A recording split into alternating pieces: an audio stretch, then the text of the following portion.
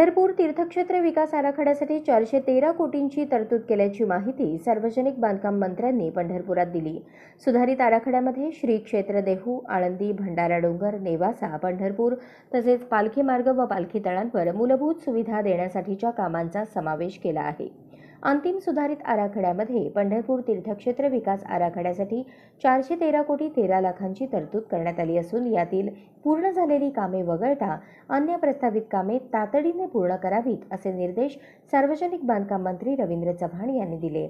पंढरपूर तीर्थक्षेत्र विकास आराखड्याअंतर्गत प्रगतीपथावर असलेल्या कामांचा आढावा शासकीय विश्रामगृह पंढरपूर येथे सार्वजनिक बांधकाम मंत्री चव्हाण यांनी घेतला।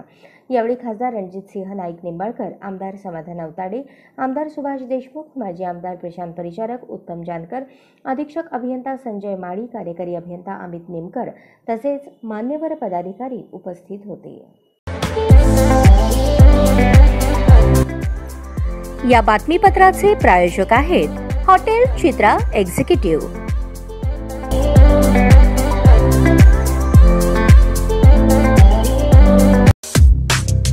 या बातमीपत्राचे प्रायोजक आहेत विराज मॉल। अशाच नवनवीन अपडेटसाठी जनता राज्य न्यूज चॅनलला सबस्क्राइब करा, लाईक करा आणि शेअर करायला विसरू नका।